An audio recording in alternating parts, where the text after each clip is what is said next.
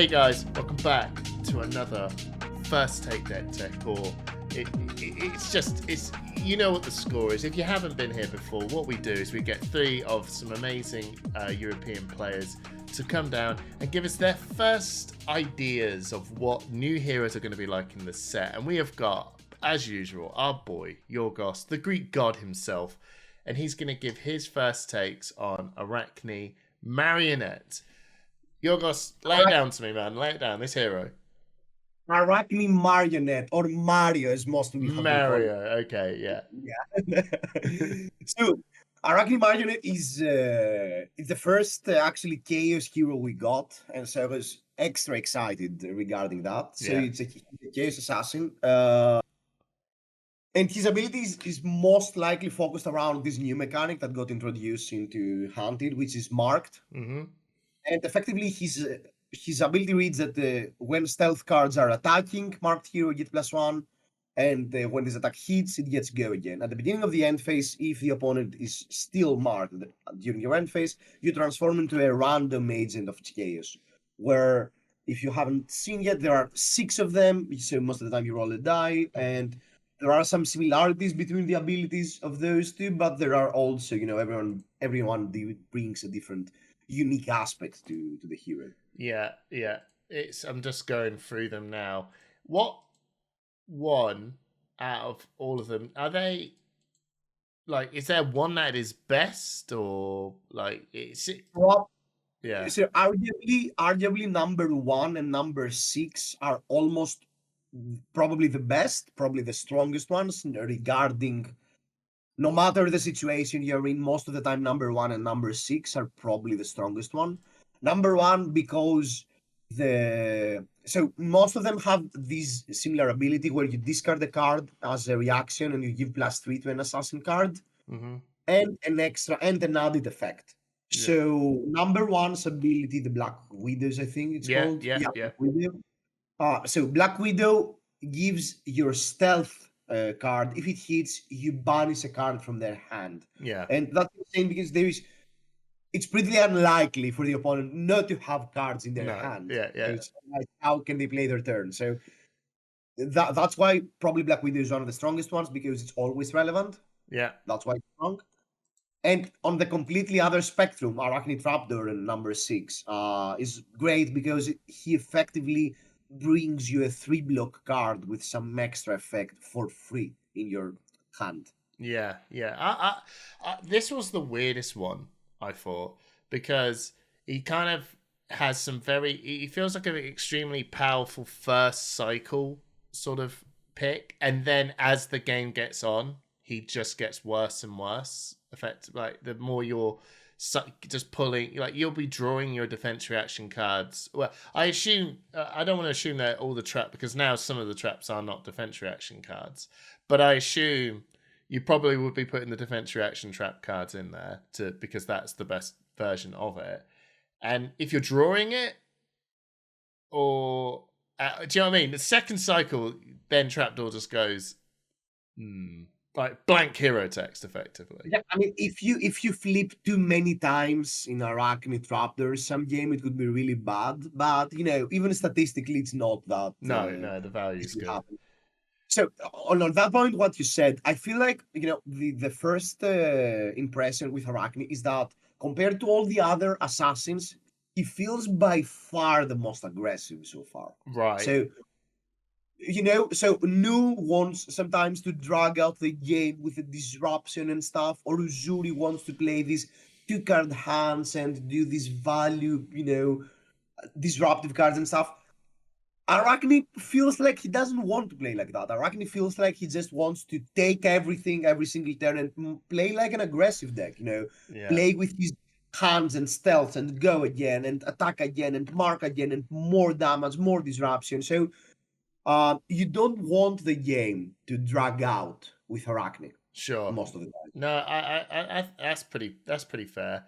So, the Arakni Black Widow, and not that one, the Arakni Funnel Web, like kind of feels to me like two the same. Like the Funnel Web is like, oh, this is pretty decent because this is effectively discarding an assassin card, target assassin attack gets +3 if it has stealth. They all pretty much have that power, 2 of them. And when this, I don't know, to be honest, is they all got +3, +3, +3. Yeah, all of them bar 1. But this one attacks the arsenal. And then the Arakni Redback is +3, and the next, if it has stealth, it gets go again. Which is interesting because it says it doesn't need to hit. Yeah. It just gets go again. That's like... That's also one of the great heroes to, if you want to keep pressuring damage. If you flip into number 4, it's pretty great that you can play your 2 attacks in a single turn. Yeah, and then the Tarantula feels like... That one's a bit... Like, it feels good, but it feels like... It feels weird. Like, sometimes you could just... This can be a dud, I feel. That's definitely on the weaker side, but something that I really, never expected to happen was that you actually, with Arakni, you deal a lot of damage with your daggers. Like, a lot of damage. Sometimes your turn could totally be like, attack with dagger. The opponent goes like, no blocks, and you're like, okay, +6, you take 7. Arsenal, back to you. So, yeah. And you're marked, I flip. And so having this extra effect in your daggers, that's really great. So what you want to do with Arakni most of the time is that if you ever reach that later, if the opponent is ever low, because you have a lot of reach between flick knives and all the reactions, when the opponent is on single digits hit points, he will start to sweat because he never knows when he could die. So if the opponent reaches that state and they are marked, it's really hard for them to navigate the game. Because most of the time what happens is that you mark the opponent, you commit some resources to mark the opponent, and then your next attack will probably consume the mark and do something disruptive, and that's it. Mm-hmm. When the opponent is at low HP, they can't really do that. No. They can't let you easily consume the mark because they could be just dead if they let you go through. So you keep getting the value of them being marked all the time. So they can't not allow you, they can't allow an attack to go through because they could be dead. So if you reach that point, it's impossible for the opponent to come out. But how quickly you can reach that point, that's a harder part. That's another story. I just want to do one, because this is like the first time we've actually had to, probably going to spend them like a good chunk of time on the hero, because this is just like a hero with 7 hero texts on it, depending on where it is. Arakni Orb-Weaver. That one's like the like a proper, to me, like weird. It's like the weird one. I don't know if it like explain, like when you flip into this one, you're attaching the new dagger, but then you've got to get rid of a dagger. And then are you trying to get rid of one of your daggers as quickly as possible? Because so that if you flip into Orb-Weaver, then do you know what I mean? Like, how is this working? I mean, most of the time, when you manually want them to be marked, I mean, if your turn requires them to get marked and you don't have a blue, or you attack with a dagger and they block the dagger, that's the reason why we're running in the list flick knives. Yeah. I mean, that's why flick knives is so important in this deck. Mm-hmm. So most of the time, you won't mind missing a dagger because that will mean that you mark them, so your cards will have their better text and stuff. So I'd say that Orb-Weaver, you definitely want to flip to Orb-Weaver at least once per game, but you don't want it to be at the earlier stages of the game.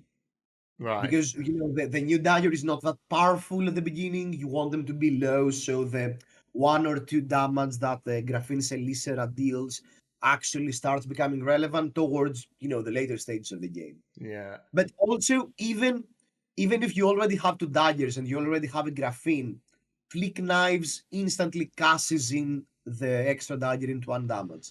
Yeah, no, that's it. The thing that I find quite weird about this one is that when you get the Graphene in, is that when this attacks a mark hero, it gets go again. But when you hit them, the marked will go, then you don't get go again.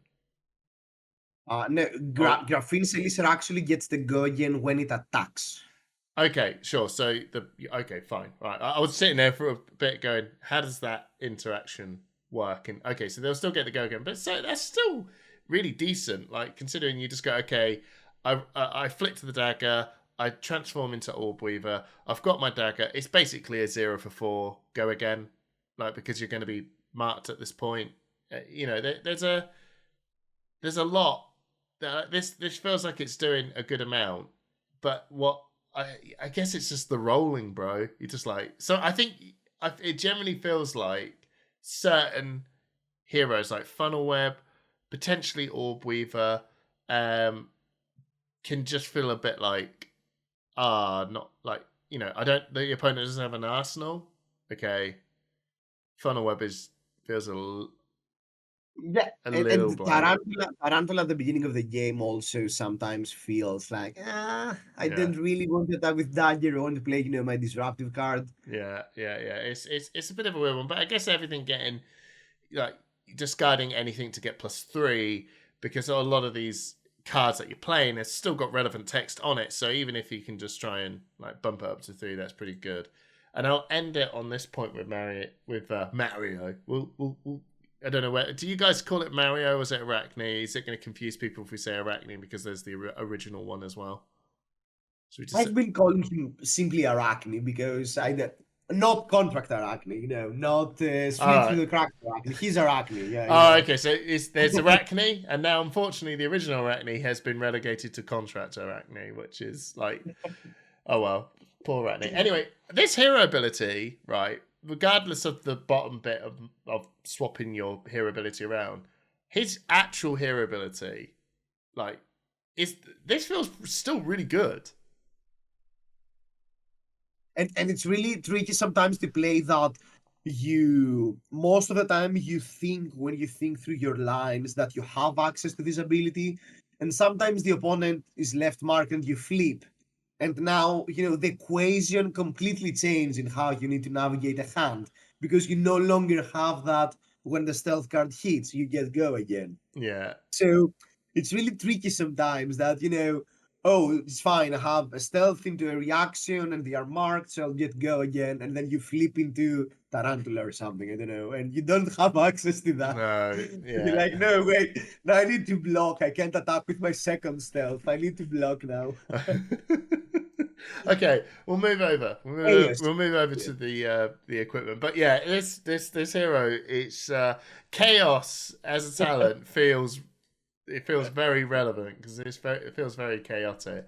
Now we'll move over to the weapon. This weapon needs to be explained first. This feels so core now. Like I was sitting there going for ages before I saw this going.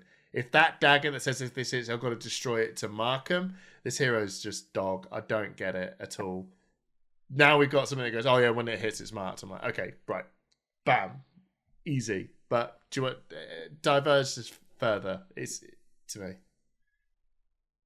I mean, so it's we run flick knives. That's why we want two copies of it, because you most of the time always want to have access to a hunter's Klaive to mark that during the later stages of the game, because we actually do not run, and I don't think you realistically can run too many cards that mark them. Yeah, So your main way of marking most of the time is through the daggers. yeah.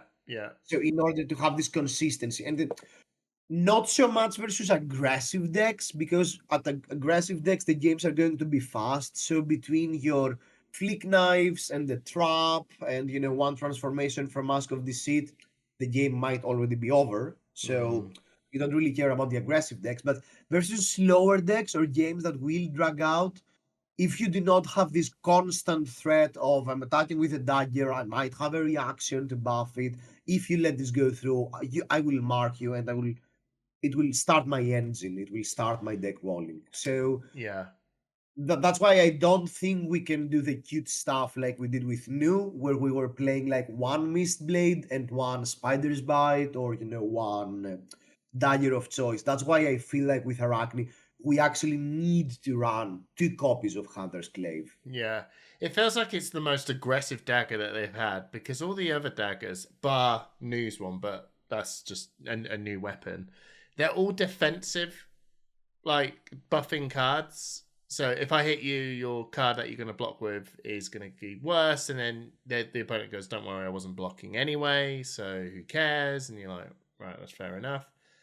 But this one is like, no, on hit, my attacks get stronger. Basically, like my attacks do this extra dumb stuff because if it's marked, it's this feels like the first time they printed a dagger that actually just kind of really goes for the aggressive heroes a lot better. And that's really interesting. That's exactly what you said. I mean, Arakni actually feels like a breath of fresh air in the assassin archetype, which used to be always these fatigue defense reactions, grindy disruption, etc. Arakni feels like he's an aggressive deck, but rather than actually block or do value things, he disrupts. Yeah, that's it. He's still an aggressive deck. I won't go off too far, but I actually think the Hunter's Klaive is just an extremely powerful tool for the assassin class in general going forward, because again, like which I've kind of just tweaked just now, that the fact that marking them builds you this aggressive deck building like approach now. It's kind of very subtle. It's so subtle, but it does a lot. It does a lot of work. Right, we'll move over to, I feel we'll talk about Spring Tunic, because I think every deck tech I've ever had you in the history of ever has to have Spring Tunic in, but it totally makes sense because it's assassin and it's just Tunic, right? But do you want to? Okay. Yeah. So I actually also tried. I mean, if you can move down the sideboard. I also tried Blood Splattered Vest a lot with this deck. Yeah, that is the new one. Yeah. So my original problem with the new Assassin chest was that sometimes you need the one resource. You need the one resource with Tunic sometimes in this deck in hands where you have 0 blues. Mm-hmm. So in hands where you have 0 blues, you won't be able to dagger. So you won't be able to get the extra one resource from the chest either way. So that's where you need Tunic. Still, I think so that it's pretty likely that, moving forward with this hero, we could totally see Tunic being completely cut off from the deck, because you can manually activate the one resource with Flick Knives. Yeah, no, that's a really interesting interaction. Yeah, I was sitting there thinking, like, Blood Splatter Vest just looks like I might as well put this into aggressive matchups, because if we've only got, like, so many turns to get across the line, this is, like, I can't wait this long. I've got to go. And you could get, if you're doing it right, more, free uses of it. It's almost like, Tunic sped up, in a way, Yeah, I feel like when we get more, familiar with how Arakni wants to play and figure out his play patterns even better, I feel like Tunic will start getting the cut and not be the main chess piece in this Arakni specifically, because, as I've already said, you want the game to end fast. You want the game to reach this conclusive point fast. So you don't really want to sit there with Tunic for a quadrillion turns and start grinding your value. You're not new, you're not Uzuri. I mean, something really important to note as well in the deck is that we are not running Command and Conquer. So the line of Dagger into Tunic Codex is something that we do not have access to, and we do not even care to have access to that. So Tunic loses this activation as well. So I can totally see moving forward not running Tunic in most matchups. So for all people who are just starting up and picking this up, that they're looking at Tunic with great disdain because of X, Y, and Z, but you should just pick it up anyway because the card is so good. You're going to use it for so many other decks going forward in Flesh and Blood. And they just turned around and went, you know what? I'm just going to pick up the Blood Splatter Vest because I want to. Like, to me, from hearing what you're saying, that's just actually fairly good shout. Don't worry if you don't have Tunic. Just put in Blood Splatter Vest, and just, even if you want to make some tweaks to this deck, to make this work, it feels like it's a good shout anyway. But you should get Tunic. You should just grab Tunic. It's so good. Yeah. I think in this deck for equipment, the only non-replaceable card has to be Flick Knives. I Yeah. don't think we can play Arakni Marionette, at least this variation of the list, without Flick Knives. Speaking of Flick Knives. Why? You just said you cut this as unreplaceable. Let's go. Let's send this card. I mean, it's so easy to pilot this deck whenever you feel like you have a manual button that says mark them. Yeah. Twice per game, +1 time for every time you retrieve a dagger. So you have a button, you press it, and the opponent is marked. Yeah. Cool. Yeah. Yeah. And suddenly your stealth gets +1, your abilities are active. Even if the opponent has a defense reaction, now they're marked, you transform at the end of your turn. I mean, it's one reaction for Bonds of Agony. It does so many things. Whenever you have stuff that equips Chelicerae, you can actually first attack and cast in the Chelicerae and equip a new dagger. So now you deal every single card that says equip a dagger also says deal 1 damage. Jeez. Right. Yeah. This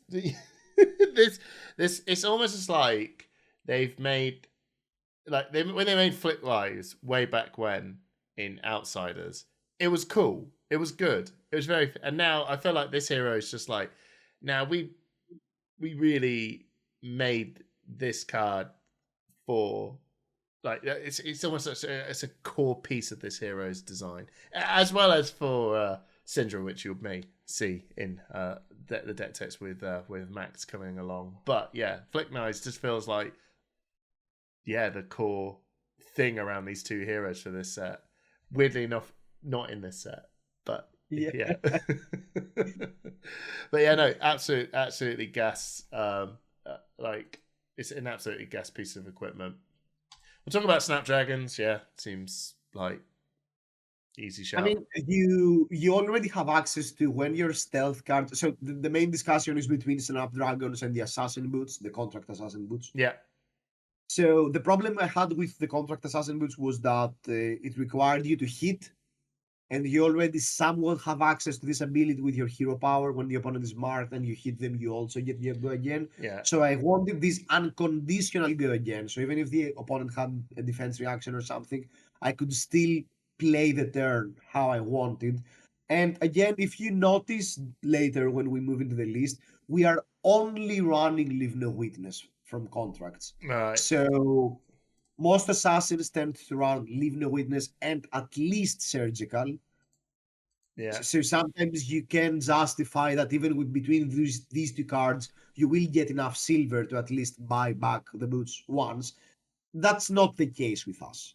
I mean, it's pretty unlikely for us to ever get a single silver in most games. Sure. So, well, another card, and I'm sure for the people who are just picking this up, Snapdragons is a very, very good cheap card, and it does probably just that get out of jail free if you just don't have that go again. I can see that.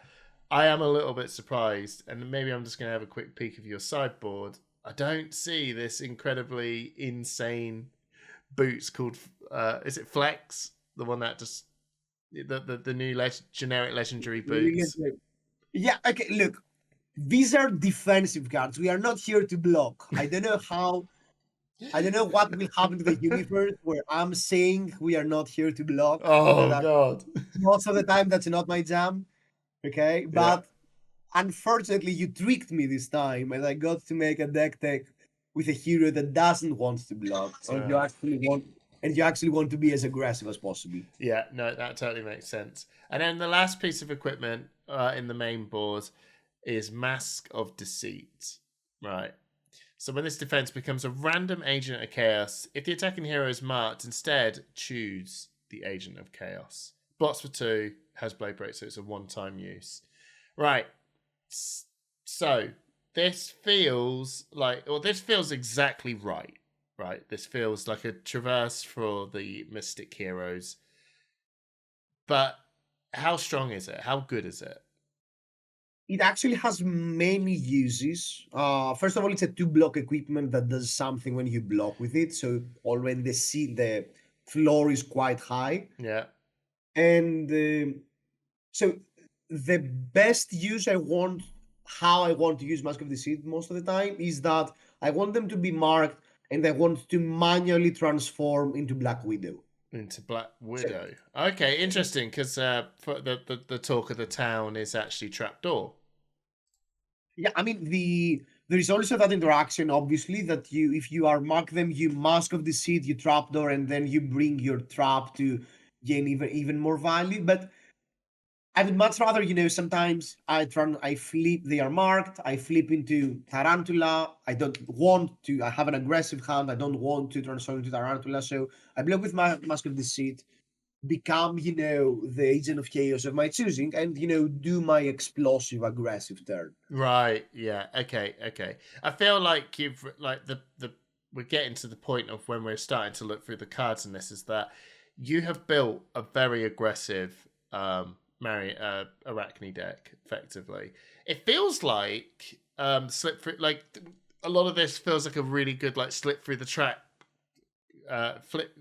slip through the cracks, slippy. As some people call the other Arakni here that you'll get in the pre-releases that have just been out. This feels like, I don't know, I'm getting vibes like this is in that sort of camp, but you can get away with it because in an assassin mirror, or am I thinking too hard? Maybe you will be allowed to get away with it, but probably you will have some cards that punish the opponent and stuff. But I'm much more interested about the Marionette because of how hard it is for me, at least now, to figure out the mark mechanic. Where through the cracks is probably going to be way more straightforward in how he's going to be built. Stuff. Yeah, I suppose. And if you're, it's weird, isn't it? Because you can actually run that in the slip through the cracks version. And I don't think we have the release notes yet, but if I'm not mistaken, I think you can run it in slip through the cracks, and you actually become a random Agent of Chaos, even though your hero doesn't. Even Contractor Arakni can do that. Because really, he's Arakni. Yeah, it's not a Chaos card. That's right. Yeah, probably even Contract. Even Contractor, because you just go right. I flip into this once, and you're marked, and you probably always pick Trapdoor because value's good. But yeah, no, that's really cool. So yeah, I mean, you're the first person I've seen say that they're going to use this to be proactive rather than having this value defensive turn. It's that you can just look at your hand and go, this is pretty good. Time to send it to Mars with aggression, and you're like, oh no, okay, yeah, no, that's really cool. That's a really good. I love that sort of take on it. Right, let's break this down, man. Let's break this down into your main deck. I'm going to run with, just by kind of looking through this, I'm going to run through your stealth red attacks first. But is there anything actually, before I do that, you would say is probably the better core? Well, first of all, when I started building this deck, I felt like because of Take Up the Mantle and because obviously Arakni is an assassin, I wanted to create these, a bunch of silver bullets and one-offs and all these, these assassin. That's something very assassin-y. That's something I like running extra sigil. I really love doing that in assassins, because it creates that layer of depth and stuff. Yeah. But, after a few games, I realized what I've already said like a quadrillion times already, that you're an aggressive deck. You want the consistency of every turn to be like annoying stealth card into reaction, into another annoying stealth card, back to you. Next turn, the same. You don't want all these fancy tricks where, the assassin players sometimes pull off, like defense reaction or, stealth, haha, activate Uzuri. Oh, I had another stealth. You don't do fancy stuff. You deal damage. You attack with daggers. You attack with stealth. You don't want to, oh no. We don't do that here. Keep it easy. Just don't overthink Keep it. slamming them in the face Yeah. until they go to 6 HP and kill them from 6 HP because you flip to Tarantula and you have Kiss of Death. Okay. Yeah. Yeah. Ugh. Right, okay. So we'll keep it simple then. Let's keep it simple. Let's start with these stealth 0 cost 3 attacks. Because this is just the simple stuff that's going to get more damage. Infect, 0 cost, play, it has stealth, and this hits, creates a Blood Rot Pox token. This is just damage, right? And the main reason for this card is that I wanted at least a few copies of some stealths that do not require the opponent to be marked, have a relevant text. Yeah. So, in fact, dealing the 2 damage is actually relevant, as I already said, because I want the game to end fast. So, in fact, felt like an auto include. I used to have infiltrate in this slot, but again, all this fancy stuff, not for Arakni. We deal damage, we kill them fast. Just value. Just value, man. Just value. Good value. Yeah. Right. I will get to Kiss of Death in a minute. That one seems a little bit. That's a spicy one. Mark of the Funnel Web. I mean, I don't know why I feel quite a connection to this card. It's there's this really cool spoiler video I found on the internet on this channel. It's called Push the Point. That spoiled this card. Anyway, regardless, it's a stealth. When this hits, marked hero. Ban it. When this hits a marked hero, banish a card in their arsenal. All right. Okay. So why did you go for this one? So first of all, as I already said, we are not running Command and Conquer in this list. So I wanted to have access to some extra arsenal disruption apart from leaving a witness. So that's why I ended up with the 2 copies of Mark of the Funnel Web. And also, I want to have access to a bunch of different stealth cards towards the later stages of the game. So Pick Up the Mantle actually has more targets, and I can choose whichever stealth card I require to play at that point. So having access, 1 copy was a bit too few, so I wanted at least 2 copies to have the consistency of, I want to see at least 1 copy to have access, and because of the artwork disruption. That's really cool. Plus as well, there's always a codex, right? It's always a codex. And it creates this amazing scenario. That's what I love about Arakni, where you codex, the opponent is marked, you codex, you bring Mark of the Funnel Web, you play Mark of the Funnel Web. They double block, it's fine, you transform. They don't double block, you got their arsenal. It's win-win. Yeah, it's win-win. And then this one's very good. It's pretty much Mark of the Funnel Web, but Mark of the Black Widow is if they're marked, banish a card from their hand. Right. This one's pretty good. That's probably the best stealth card. I mean, if I could run 6 copies of the red one, I would totally do it. Right. I mean, it's probably, yeah. I mean, it's the effect you want to see the most. It's your favorite card to buff. It's the card that most of the time when I have it in hand and the opponent is not marked, I will flick. I mean, I have a 2-card hand. I play Mark of the Black Widow. They block for 3. I flick them. No, you're marked. No, you need to respect this card. You can't. Yeah. You can keep this card. Yeah, no, so, it's a bit good. It's a bit good, especially as well when I like the fact you put the blue ones in, because the blue ones you kind of sit there and go, they can get even worse because of stuff like Just the Nick. Like that's when you stop. Okay, yeah. So that seems like a really easy include. I'm trying to think of any other reds. Well, we'll go. I don't think I see any others, but we'll go with Kiss of Death. Kiss of Death, bro. Where's your toxicities, bro? This card is insane. I mean, we haven't pushed too much trying to abuse this card, but this card already feels like very powerful. I mean, even the simple interaction of getting Kiss of Death to hit and get go again, and then in whichever attack you do, you just flick Kiss of Death with flick knives, and you deal them 2 damage. So, that's what I'm saying, that sometimes the damage with Arakni adds up.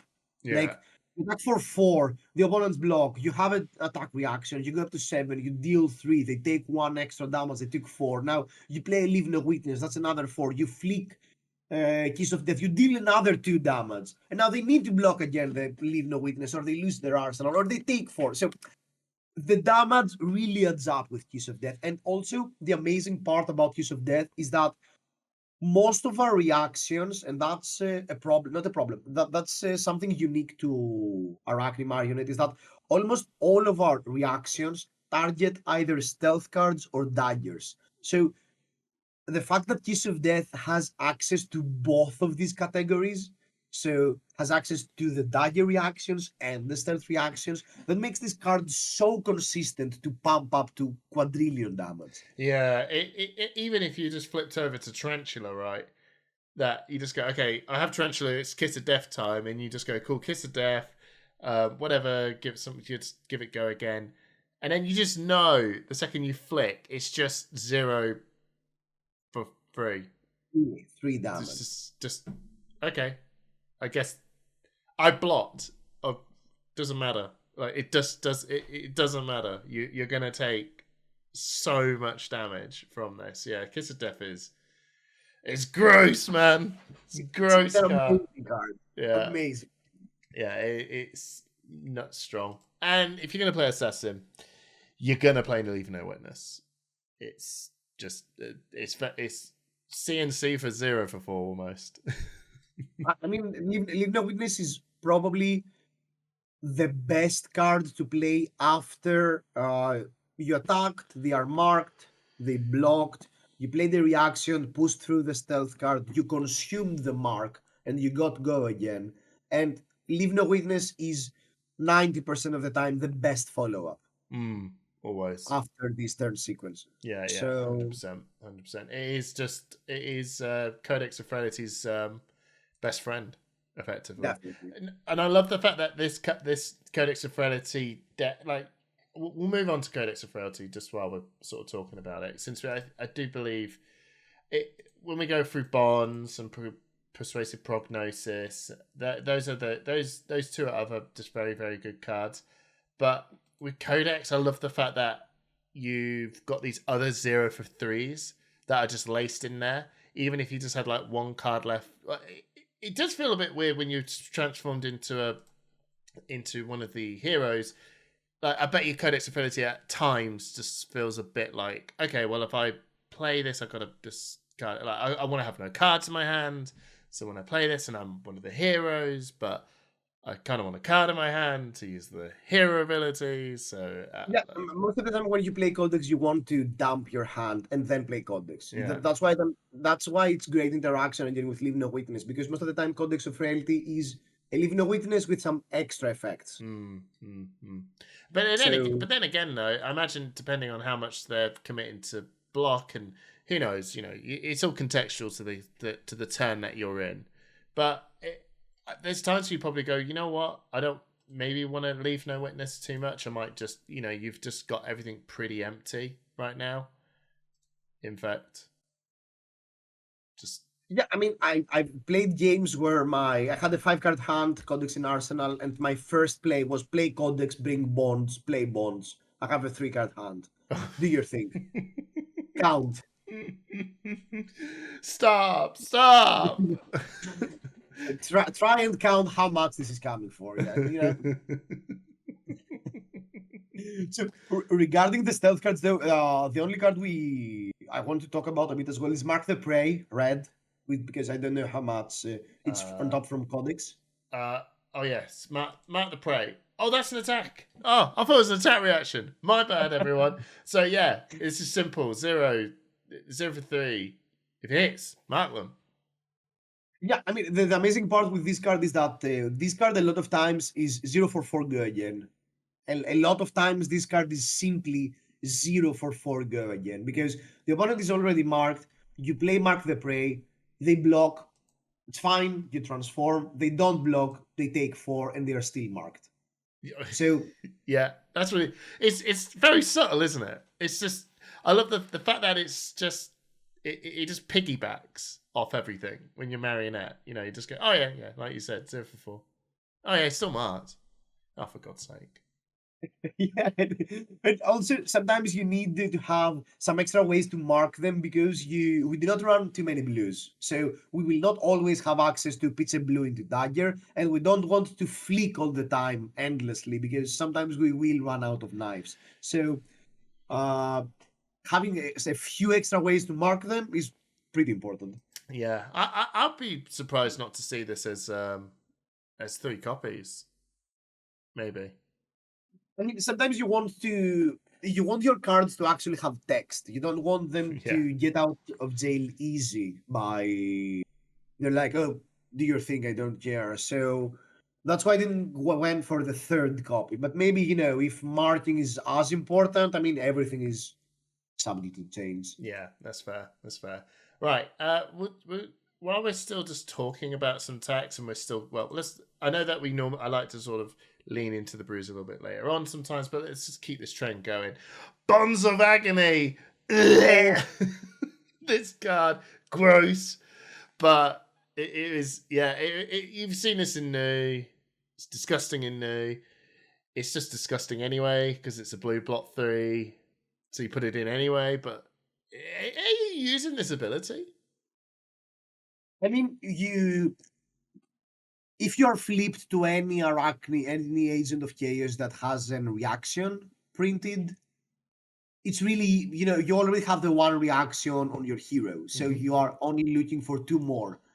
You most of the time have access to Snapdragon or Flick Knives. So if you really need to push it, you actually only need a single reaction in some cases to actually trigger Bonds of Agony if you are in that desperate of a need to actually regain some tempo or lock the opponent out of the game and stuff. So and Yeah. that really makes it way easier to trigger Bonds of Agony because you don't have access to these new cards where there are 2 reactions, or the equipment, or the hiss, and the venomous. So I can see this card being gross with Take Up the Mantle, right? That I can see this just being disgusting with that. But we'll get into Take Up the Mantle in a minute. Persuasive Prognosis. When this hits a hero, banish the top card of your deck, and whenever it banishes an action card game 1. This is like the next super strong blue for 1. It just seems like a solid pick as a blue. I mean, it's probably the best stealth you can ask for. The opponent needs to respect it. It attacks for 2 when the opponent is marked. So if you have a reaction that gives it +3, it's not cleanly blocked by a single D-react, which used to be the case with other assassins. Yeah. So, I mean, if you've played new, a lot of times you go Prognosis, opponent says no blocks, and you go like, okay, he's up to 4, go again, and the opponent then just goes sing below, completely block it. That's not as cleanly blocked in Arakni a lot of cases, and that's adds some extra value to the card. Yeah, I honestly do think that the Arachni's core hero, the bit that says just get the +1 for being marked, is just so underrated that is what's going to turn the subtlety of this into just serious awkwardness. Like that, it's just like when you back in the days of playing Door, it's just one more. It's just one more over. It's just over everything to keep it clean. Yeah, no, I can see that. And then Reaper's cool. Very I actually thought this was going to turn into a bit of a many. When I first saw this, a many copies of, because of the instant discard this to mark target hero. But I knew this would come out in blue straight up. But explain to me why you picked this. It seems pretty I mean, straightforward. sometimes having access to manually marking them, and especially at instant speed, this card is almost an attack reaction sometimes. I mean, this card almost is like you only have 1 dagger up, so the opponent knows you probably won't flick your last dagger. Yeah. You can't mark them by any means, so they cleanly block. And you go like, okay, cool, this card Reaper's called, you're marked, I get +1, I hit you, I gain my effect, I gain go again, I have another card, I play Codex, leave no witness, get out of my tournament. It's so cheeky. I love it. This card's so cheeky. And then we got Under the Trapdoor, Stealth, instant. Discard this. Banish target trap from your graveyard. If you do, you may play it this turn as if it would be put into the graveyard this turn. Instead, banish it. Right, so this feels like this feels so good to go, right, okay, like I can just double up on my early trapdoor cards. I'll go, cool, got the card, bam, here you go. All right, I draw this. Man, okay, this feels a bit awkward. Okay, instant get rid of this. Here's my trap card again. Wow. It feels really good. Something I really missed with this card was the fact that new traps exist, and the new traps most of the time mark the opponent when he either has go again or has an increased attack. Yeah. An attack with increased power compared to its base. It's really easy sometimes to get you out of jail and mark them pretty efficiently, because you simply discard under the trapdoor, you play a trap from your graveyard, and you mark them without having to spend the card in order to attack with Dagger, and maybe they block. You effectively blocked for 3 and mark them at a situation where you needed that to be, and that's really important to have these availability, because if you don't want that and you simply want to block for 3, you can still block for 3, or if you simply want the blue to play your turn, you simply can play your turn. I mean, this card accomplishes so much, and something I love about the design of the new Arakni, which is again is Take Up the Mantle. Take Up the Mantle allows you to slam cards like this, stealth cards that do not have any interesting offensive effect, like Under the Trapdoor and Reaper's Call, what you've already described, that you can slam a lot of these cards that have these utility effects or like these minor effects in your deck, because if you really need to be aggressive, Take Up the Mantle can save you and transform this card into any threat you want. Right. While we're at it, we're going to go to these attack reactions. And we're going to just start with Take Up the Mantle, because this card is ludicrous. Just exactly as you said, that it just makes underrated cards into the dumb card that you always wanted it to be. And give it +2. And if they're marked, it gets +3. So probably Take Up the Mantle is the answer to the question, why should I play Mark compared to any other assassin archetype? And the answer to this question most of the time is going to be because Take Up the Mantle. Yeah. And that's probably one of the reasons why should I want to play Arakni compared to something else? Because Take Up the Mantle. This card does everything. I mean, it's a 0 cost +3 that transforms your stealth card into anything. The only bad part is that it's sometimes slightly weaker towards the early stages of the game. It's still a 0 cost +3. It's really important here to note that the release notes state that any prior buffs the stealth card already had, after it transforms, it keeps them. It maintains the buffs. So you could go play a blue stealth, just a nick. You then Take Up the Mantle and transform it into a red stealth. It will maintain the +10 from 2 just a nicks and the 2 banishes. So effectively, it goes from 11 with Take Up the Mantle. It goes up to 16. It's just gross. It's just gross. Do they keep? So one more question with this as well. Do they keep so if I played the Isolate one, for example, or let's just say we play the Blood Rot one, do they keep the text of the original card as well, or does it completely get rid of the text of the card and replace it? It completely becomes it's like it's a literal copy of the card you targeted from graveyard. So in fact, if you might as well just pick up the goddamn card and just move it at this point, because this card is now gone. Effectively, yes. Yeah, okay. I thought this was a bit of me was like, do they keep all the same text as well? And then it adds it says like a copy. Sometimes I just looked at copy a little bit too hard. Like, so they did Blood Rot and all the stuff. But no, I mean it's disgusting enough as it is with just the name. It's But and again, Take Up the Mantle is a big part of our deck building process, because that's the reason why we want all these stealth cards. And if the metagame develops into a state where we need some specific stealth cards to have access to, it's really easy to slam 2 copies of any stealth card you want, because effectively you have 5 copies. Yeah. If you really need a stealth card, a specific stealth card, a frailty, Punk ends up being a superhero, and you want to give frailty every single turn. add 3 frailty stealths, and with Take Up the Mantle, you effectively can give them frailty every turn. Yeah, Take Up the Mantle and just the Nick and all that is just made me go, man, I'm so glad I got 3 copies of Snag. I'd love it if they go, whoa, Snag. Oh. Right, let's keep this gravy train rolling. Stay to the red back, pretty simple. If you're marked, 0 cost. The attack gets +3 and go again, even if they're not marked. That's the bit. Even if they're not marked. But this seems very straightforward, right? I mean, unconditional go again really goes a long way, and it really smooths out your hands sometimes.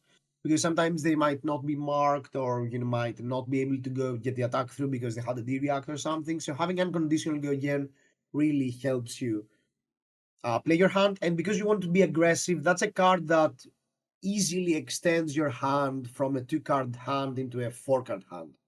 So you can actually not block and play with your 4 cards aggressively. Yeah, isn't it gross that Arakni or assassins now just get give cards go again and +3, and warriors need to use all sorts of insane stuff just to try and give their weapon go again. Just saying, but let's not wind everyone up.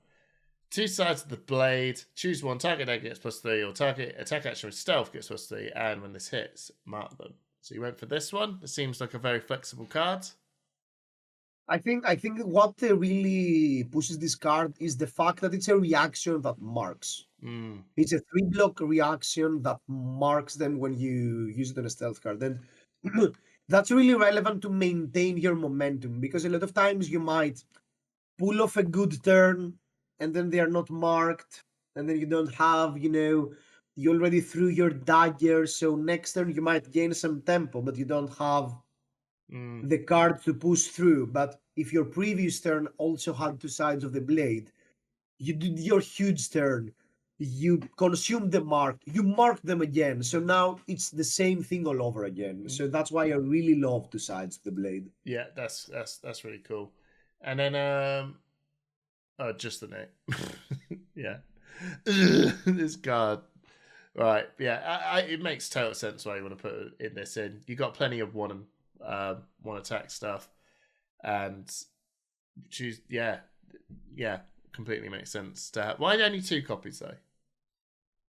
I mean, sometimes it's not like no, where you want to play your blue cards or you have a blue count. So I ended up being in a lot of spots where my only 1 power stealth was my only blue of the turn. So it really forced me down a single path. I couldn't, do dagger and stuff and then use just a nick. So I reduced it to 2 copies in order to not flood so much with just a nick. You know, not create these awkward situations where I can't really play just a nick. Yeah, that's fair. So I see that. I think that's all your attack reactions in the main board. We got, but blimey, it's got a lot. You got no. There's one more. Actually, I can spot one more. Tarantula Toxin. Choose one or both. Target dagger gets +3, and target card defending this attack with stealth gets -3 this turn. This feels completely disgusting with Kiss of Death. Like, just completely. Oh God. Yeah. I mean, play Kiss of Death. Look, the opponent calculate. Okay, the opponent has 1 card in hand, so they can only buff Kiss of Death up to +3. So I block for 6. I'm fine, right? Nope. No. This is both. So I you get both -3 and +3 because it's a dagger stealth. Haha. Casual 0 for 6 when used with Kiss of Death. I mean, Tarantula Toxin also is a great card because it's really easy to, during the later stages of the game, to end games with daggers, which is super relevant. And also sometimes it's really important that it can buff daggers, because sometimes you go dagger and they block with an equipment to not get marked, and you're like, fine, I'll buff the dagger, you take 3, you're still marked, and you wasted your block on equipment. Yeah, and the thing is as well, blocking an equipment with these daggers, man, with piercing, it just It But never feels good. no, it just the whole thing just never feels good. So that's that. We're gonna just I'll do the complimentary looking for scrap. Seems like a great that looking for scrap's always been a really good card for assassins because if you get rid of one, it gives it +1 and go again. Yeah, it just seems like a very good include. And we've got some actions. Actions? What are they? Orb-Weaver. Excuse me. Yeah, Orb-Weaver, Spinneret. Equip the Graphene token, which is the weapon, and your next attack with stealth gets +3, go again. So, why? I mean, you want. First of all, this card, simply by having flick knives, is a 0/4 because you have thrown your dagger, you equip a Chelicerae, you give +3 to your next attack, and then you flick the Chelicerae, etc. So effectively, this card is 0/4, which is also pretty great. The thing is that you cannot depend completely on the fact that at some point you will transform to Arakni Orb-Weaver. Yeah. Get your Chelicerae. And Chelicerae actually is a really important part of your late game because it's a stealth dagger that also has access to most of your attack reactions, and it's the best card to close games because it's a stealth card. It's a 1 cost that attacks for 2 if the opponent is marked and has go again, and you can use them to react. So it's a tool that we need at least 1 copy to find, not so fast but not too late either, in order to get ourselves into this end game situation where every turn we go, Chelicerae, you need to block, Dagger, you need to block. Okay, I play my stealth card now. Yeah. It makes total sense. And then Savor Bloodshed. Your next dagger this turn gets +4. The next time you hit a Martero with a dagger this turn, draw a card. I mean, pretty much that's the same explanation. Is a 0/4 daggers that sometimes have this extra effect. And what I do like about Saver Bloodshed is that you can have a turn almost by not having attacks, which is pretty relevant. I mean, if the opponent is not marked and you go Saver Bloodshed, attack with Hunter's Klaive for 5, they need to block the dagger, which is weird. If they don't block the dagger, you might have a reaction and push the damage through and mark them, and then you attack with Chelicerae, and if they let the Chelicerae go through, you draw a card. It creates these weird situations with simply a blue, a reaction, and this card. Yeah, no, that card feels crazy. Right, and then you got 1 copy of Up Sticks and Run. Now this card is stupid in every degree in different decks, but in this deck, it's so good. You put 1 in. Why did you put 1 in? I mean, the numbers between Upsticks and Run, Saber Bloodshed, and Orb-Weaver are really up to change if I end up, getting new information. But the problem I had with Upsticks and Run was that I never want too many, because if the opponent is marked, I don't really want to throw my dagger simply to throw it. I want to throw my dagger on a turn I know I want to cast in value. So if I run too many copies of Upsticks and Run, sometimes I get these cards and they're like, and they block for 2, so it's not really easy to, get rid of them. So that's why I ended up going with 1 copy of Upsticks and Run and 2 copies of Orb-Weaver, for instance. Yeah. That's fair. Right. Woo. Okay. We did it. We got through this main deck. Just to we'll run through the infantry now, which is quite it's not actually a heck of a lot of cards, but while we're still talking about cards, we'll keep it going on that front. So let me see. You've got 56 cards in here, right? So I know that everyone has different ways to how they want to sort of present their sideboard. They usually just put the whole deck in, and then take cards out to get it to 60. That's one way. I am one of those guys that likes to have the core cards, and then I add cards in. Are you in the same camp as me, Yorgos?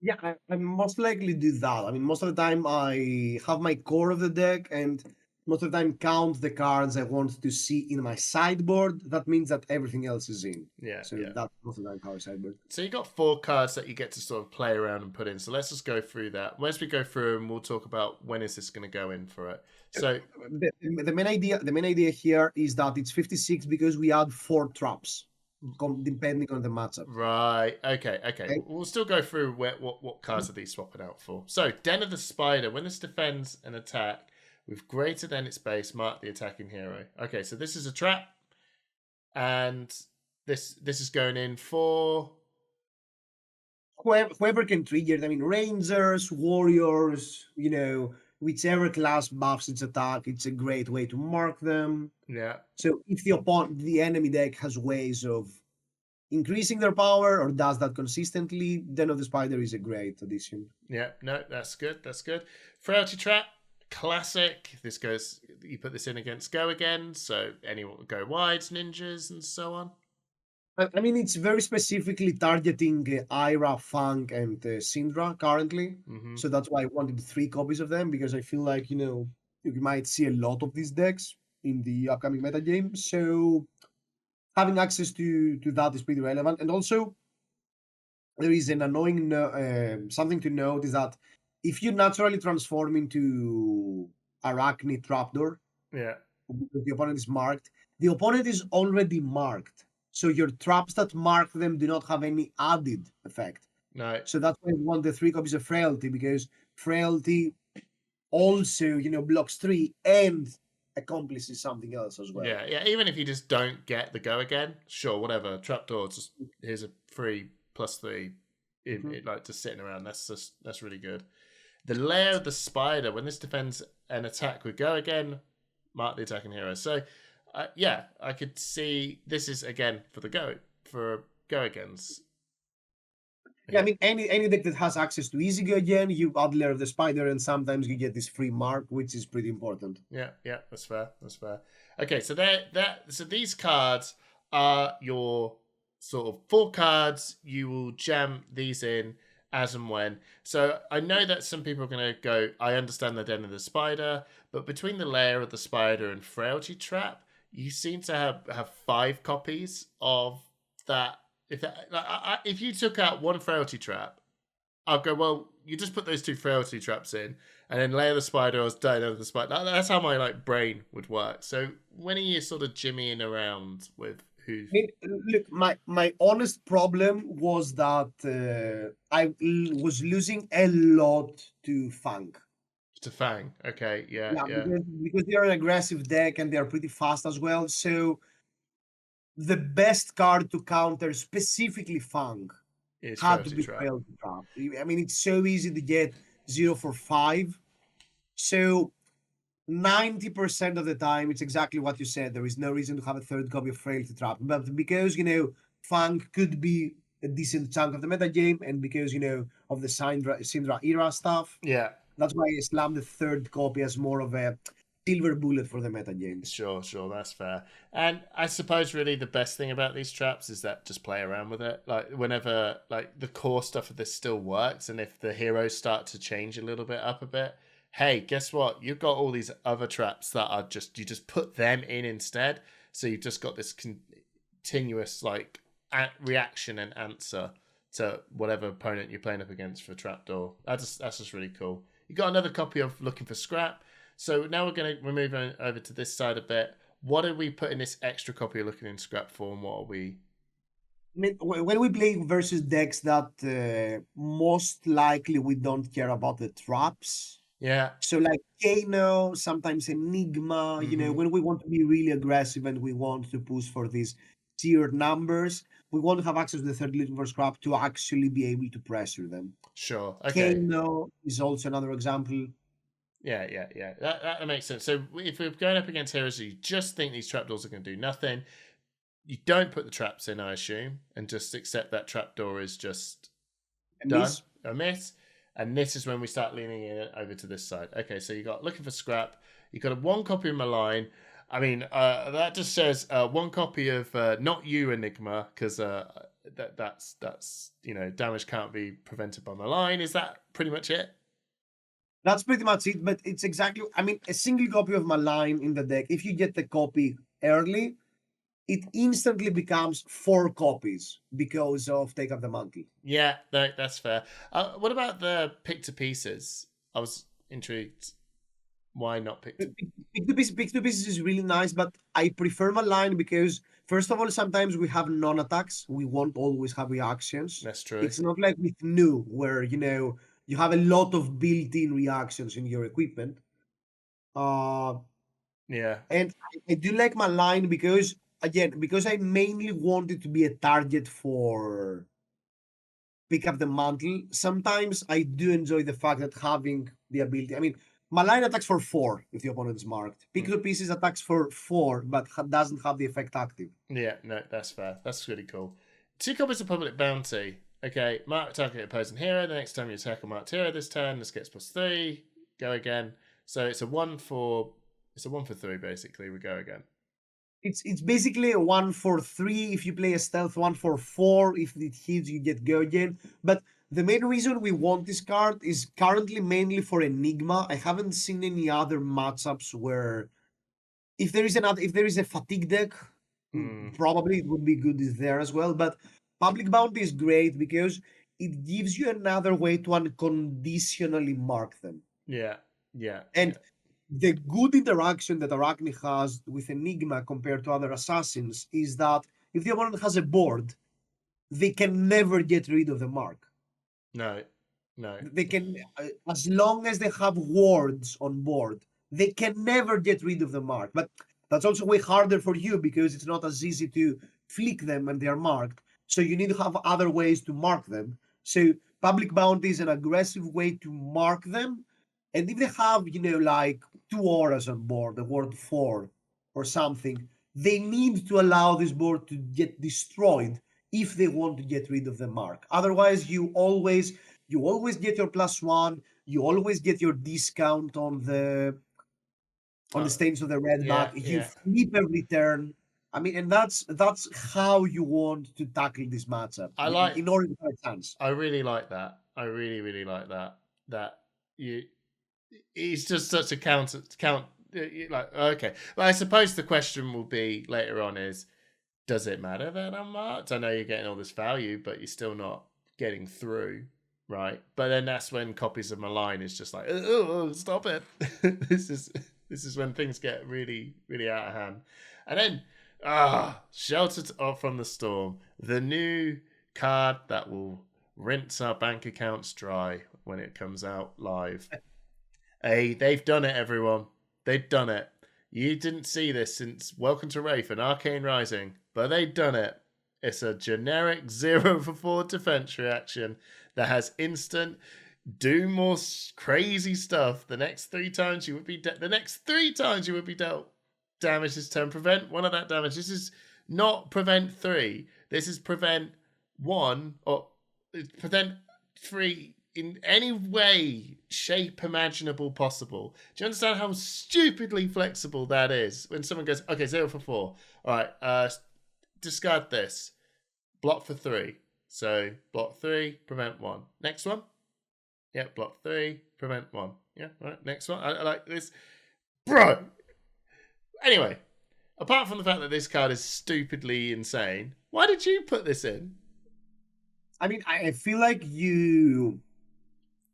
First of all, we are not running the traditional assassin package of like 6 copies, 3 Sing Belows, 3 Faith for Sin. Again, because we want to be more aggressive and we have in these slots some traps. Still, though, there are some matchups where having access to the 4 block is super relevant, and these matchups have to be, for instance, new.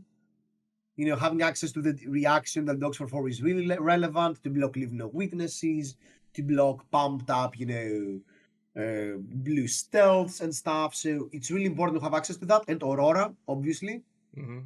So, and I feel like if a lot of flickering is happening, this card is super relevant in the mirror match as well. Because if the opponent tries to flick you and you have a Shelter or the Storm, you really mess up their sequencing because you're not getting marked. I mean, it's probably a really important card to have access to if the flickering ends up being a big part of the metagame. They're flickering. But yeah, apart from that, this guy's just this just feels insane. Right, Blood Splattered Fest, we talked a bit about that, and let's just be honest, the Widow Black Abdomen and the Veil, which is the so we got the chest, the head, and the legs is your arcane preventing equipment. That is it. And you want to put this in against wizards, and which one would you put in against your good friend Viscerai or Vincent?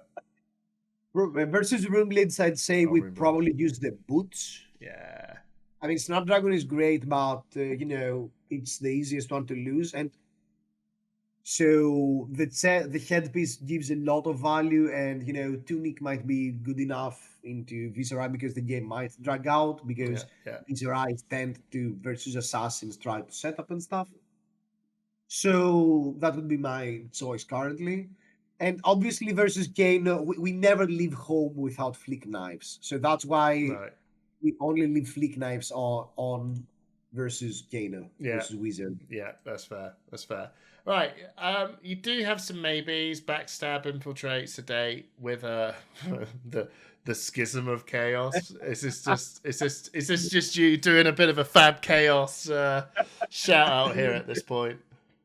Yes, but not only. But also, so what I want to note with this card is that it's not easy to playtest with this card, because you don't know how often it's relevant, because also Arakni is quite aggressive and you don't know how important that effect is. What I really want to note, though, is that the Force Shuffle sometimes really messes up opponent's deck. That's really mainly what I want to note, that back in the day we used to run cards that tried to interact with the opponent's deck on the new Kano matchup to slightly change the orientation of the deck, and that gave a huge win percentage to new. But Schism of Chaos does all of that while pitching. You completely destroy their second cycle plans by simply pitching for a Dagger. So I really wanted to shout out this card, because if at any point the metagame evolves into a way where there are decks that hardcore try to pitch stack and stuff and reach an insane second cycle, Schism of Chaos is there for you to save you from these dumb second cyclers. That's fair. And then your other maybes as well, just as and when, just try them out. I mean, the main reason is exactly what you said, that we don't know how the metagame will evolve. So any red stealth card, even one copy, is actually a huge consideration for the deck, because again, Take Up the Mantle makes the one copy many times 4 if you really want access to an effect. So, and that's an interesting dynamic that Arakni Marionette has compared to other assassins. Yeah, I think the wildest one is Infiltrate. Actually, you just don't. There's so many. Like, what could this do? What could this mean? But I like the fact that you kept this pretty clean, and it's not trying to be too cute with stuff. It's not trying to, Infiltrate is a cute card, because it's like, oh, maybe, but most of the time you could probably not. But I love the fact that this just feels nice and clean. So you've made a very, very cool first take at Arakni Marionette deck. Thank you so much, Yorgos. Is there anything you'd like to sign off before we go? I really want to shout out the rest of the team, like especially Giannis and Nikos, that really helped me with the early developments of the list. So thank you guys. I love you. I wouldn't have reached this point without you. Yeah. And hopefully everyone brings Arakni for London. Yeah. Hopefully. Yeah. Well, so you can bring your counter. But I hope people do, because Tiro is just really, really cool to play regardless. I actually do think that he is going to be like a contender, like an actual contender in this meta going forward. Sorry, come again? I just think this hero is going to be an actual contender in the meta. Like, he's going to be like on the board doing stuff, and not a bad pick to bring to, especially the RTNs, coming up. I mean, the power level definitely feels there. I don't know how much better he's compared to Nu. No, So if there yeah, are, Nu is the real boogeyman. But I'll be real. I just don't think Nu is going to potentially stick around long enough. And I think when she does eventually hit the hay, I think he's just going to be the next, hot list. without Nu in the equation, Arakni definitely feels like the most powerful assassin. Yeah, Marionette. yeah. That's definitely the case. And also there is an argument like what we've seen with the Pro Tour and stuff that you could theoretically build an Arakni to specifically counter a very aggressive deck and Nu. So maybe we could see some very dedicated list to accomplish something like that. This is very assassin. Building to attack the specific target you're trying to assassinate. That's very cool. Right. Thank you so much, Yorgos. Thank you so much, everyone else, for tuning in. And I'll catch you on the next one. See you later.